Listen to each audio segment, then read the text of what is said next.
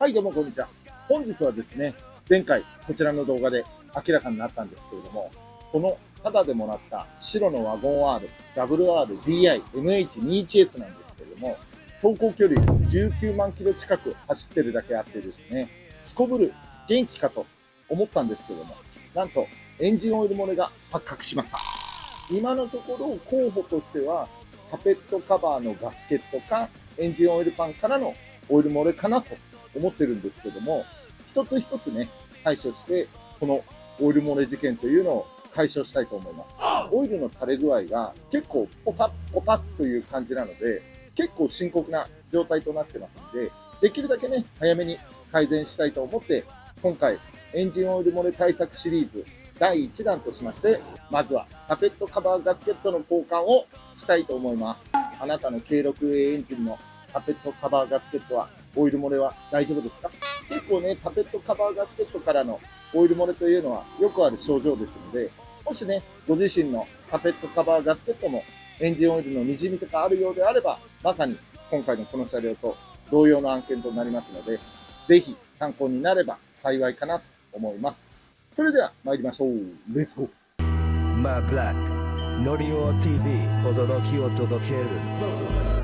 ちゃんたちの情熱、どこまでも別所。さあ、早速作業に取り掛かるんですけれども、まずはですね、今、冬の時期ですので、気温が低いんですよ。そうすると、パペットカバーを開くときに、PCV バルブとか、そこら辺の樹脂パーツを外すんですね。その時に、ある程度エンジンに熱を持ってないと、ゴムの部分が抜けなかったりとか、そのような状況が起こりやすいので、今、エンジンを温めてます。作業ね、取り掛かるときは、夏場なんかだったら特に必要ないんですけども、冬場なんかだったら、まずは最初、エンジンを温めてから作業に取り掛かるようにしましょう。決してエンジンかけっぱなしでは作業をしないでください。これでエンジンが温まったら、作業に取り掛かりたいと思います。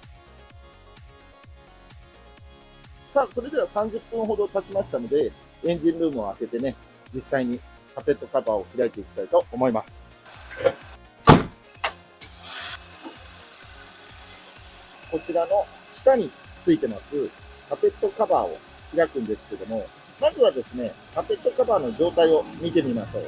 今現状としましては、このようにエンジンオイルがもう滲み出てるような状態になってます。今ね、まだ暖気してるんですけども、やはり様々なところがですね、ここのバルブのところはしょうがないんですけども、何よりこのカペットカバーがついている部分のエンジンオイル漏れがですね、激しい状態となってます。作業手順としましては、エアクリーナーを外して、そうすると、ここら辺の部分も全部ごっそり外れます。そして、一応、インタークーラーは外さなくて大丈夫なんですけども、もし、作業をするときに抵抗がある人なんかは外した方がいいかもしれません。ただ、外さなくても作業は十分できます。そして、エアクリーナーを外したら、この下についてます、イグニッションコイルとかプラグが刺さっているところのカバーをですね、外します。それから PCV バルブ等のホース関係のホースを外していただいて、そこから実際にカペットカバーのボルトを外していきます。そうすると、いざご開帳ということで、カペットカバーが外れる状態になりますので、そこら辺をですね、一気にやっていきたいと思います。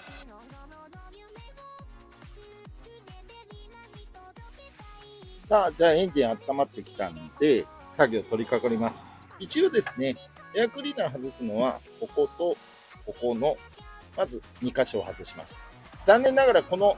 車両はエアクリーナー、ボルトがここしか止まってません。こちらは外さないような状態となってます。こちらは10ミリです。そうしましたら、ここのアクセルワイヤーを外します。そうすると次は、ここのエアクリーナーのパイピングなんですけども、これの下側をマーブラは外します。スタッピードライバー使うといいと思います。プラスです。グラグラに緩みました。緩んだら、このエアクリーナーをですね、軽く上に上げます。こっちから上げます。そうすると、ブローバイのホースが入ってるのと、ここの奥に棒があって、スポット、ステイみたいので固定されてる部分がありますので、そこを引き抜くような感じで抜きたいと思います。ワイヤー持ち上げて、上に上げて引きます。この時に、ここにオイルレベルゲージがありますので、取っておく、または上を避けてね、干渉しないように引き抜きましょう。そうしましたら、パペットカバーがお目見えになりました。ちょっとワイヤーを避けてね。それで今度は、ここのプラグが入っているところのカバーのボルト4本を外します。また同じくこの車両は3本しか止まってないので、3本緩めたいと思います。はい、これで外せました。そしたら今度は、ここのイグニッションコイルに刺さってるカプラー3点を外します。ここはね、爪をしっかり押して引き抜く。ここやはり熱が入ってる部分なので割れやすいので気をつけてください。押して引く、押して引く。このような要領でね、外します。今気づいたんですけども、DI の場合は、こちらのここから配線が辿ってきて、ここについてるカプラーをですね、抜いといた方が配線がフリーになるので、作業がしやすいかもしれませんので、こちらをですね、外しておきたいと思います。外しました。そうすると、この配線がこっちに避けられるので、作業がね、しやすくなると思います。M ターボとかね、S ターボにはないんですが、DI の場合はこのカプラーが1つ余分についてますので、これは外しておきましょう。そして今度はイグニッションコイルのこの 10mm のボルトを3つ外します。イグニッションコイルにはオイルはついていないようです。プラグホールのところのね、ガスケットは大丈夫だったみたいです。さあ、こうやってね、エアクリーナーどけて今見てるんですけれども、やはりグローバイでね、垂れたオイルっていうのもあると思うんですけれども、全体的にオイル漏れがね、出てるので、今回これをね、エンジンオイル漏れ対策の一つとして交換をしたいと思います。次は、ここの1箇所、2箇所、3箇所、4箇所、5箇所、6箇所。これをですね、外したいと思います。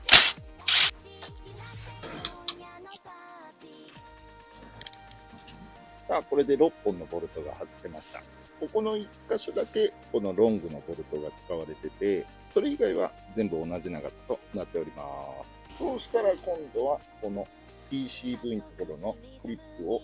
揺らして抜きましょう。そして、エンジンオイルレベルゲージを取ります。真っ黒です。この汚れはね、エンジンオイルの交換は後ほどやっていきますのでね。さあ、それでは、いよいよカペットカバーを開きたいと思います。いきます。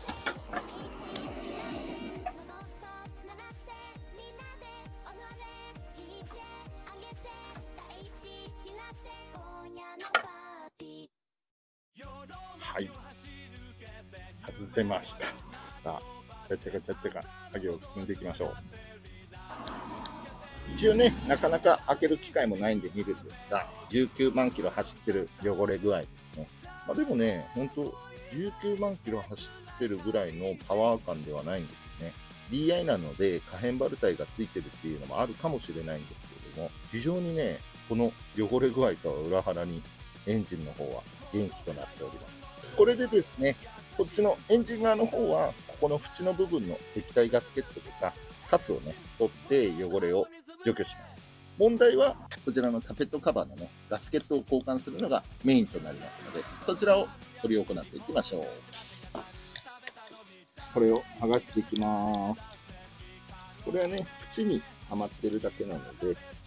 取るだけで簡単な仕様となってます。それなりに交換はしますけども、やばいねってほどではありません。もしかしたら1回ぐらい交換するかもしれないですね。さあ、これは濃いです。さあ、これでこれを全体的に洗浄していきたいと思います。ちょっとね、いろいろガチャガチャやるので、時間かかりますので、ちょっとスキップしたいと思います。ちなみに今現状はこのような状態になってます。さあ、いかがでしょうか。パーツクリーナーとね、ワイヤーブラシでゴシゴシして洗浄っていうのかな、一応きれいに洗いました。裏側に関しましては、一応ですね、こちらもワイヤーブラシとパーツクリーナーでゴシゴシこすりながら洗浄して、正直この中の部分なんか多分もっともっと詰まってるんでしょうけども、そこはもう行き届かないので、リベットでね、止まってるので、開けることもできませんので、それなので、表面だけそれなりに洗浄したという感じとなっております。続いての課題となるのが、一応ね、ここも綺麗にしたいとは思うんですけども、最初、ちょっとここの部分とか、オイルとホコリがね、混ざってヘドロみたいな感じになってしまっているので、それをこっち側のカペットカバーの方にかからないようにして、エアダストで拭いて、それなりに綺麗にしようと思います。その後、パーツクリーナーでここら辺も洗浄して、それで縁の部分をね、綺麗にしようかなと思います。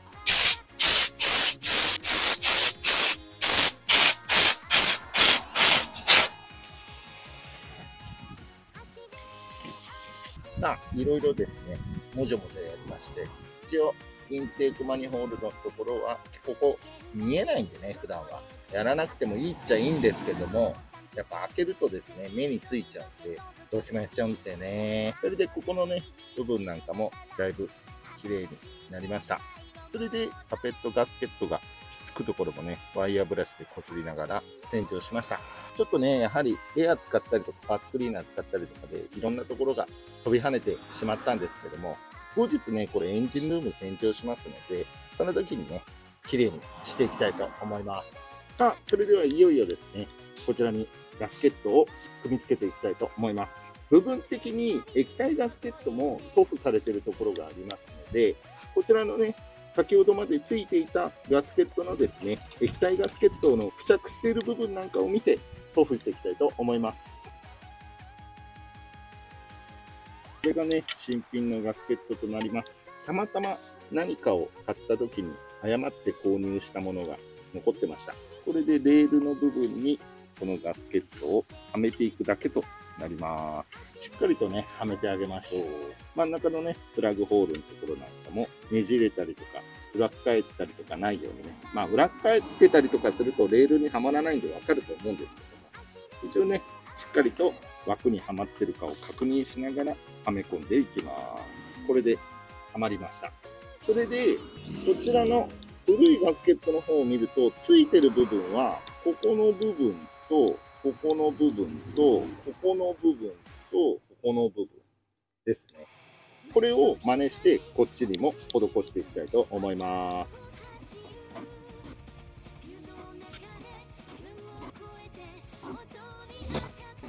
はい、できました。それでは、いよいよ、こちらのカペットカバーを本体につけたいと思います。ミクセルワイヤーを避けながら、手前側の方から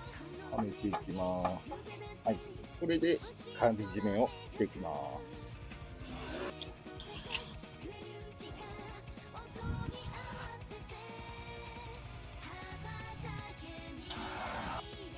本締めします。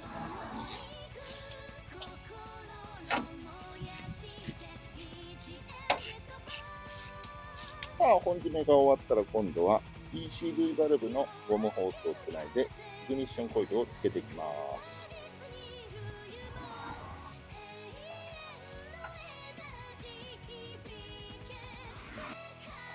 今度はここのイグニッションコイルのカプラーと水温センサーのカプラーを挿していきます。そしてイグニッションコイルのカバーも取り付けます。残念ながらボルトが3本しかないんですけれども、予備ネジであるかなと思ったんですがなかったので、とりあえず3本でも十分固定できるので、3本で止めたいと思います。できました。それではエアクリーナーをつけていきます。エアクリーナーもボルトが1本欠品してたんですけれども、予備のボルトがね、ありましたので、ちゃんと2本で固定したいと思います。組むときはね、ここの奥の部分にこの輪の部分をはめるような感じで刺していきます。ザクッと入ります。そうしたら、ここのブローバイのところを出して、ここのタービンのところも外しましょう。タービンのところもパイピングを戻します。そうしましたら、こことここのボルトを2本止めます。そして10ミリで本締めです。最後にここのアクセルワイヤーをさあ、これでね、一通りカペットカバーのガスケットの交換が完了しました。もちろん、新品かつ液体ガスケットもね、ちゃんと塗布してますので、漏れもないでしょう。あ、エンジンオイルレベルゲージを差し忘れました。これを忘れずに出しましょう。無事、完了です。これで、今作業からね、液体ガスケットを出してから2、30分経ってますので、これでエンジンをかけてエンジンを温めて、エンジンの熱でね、ガスケットなんかも乾燥させたいと思います。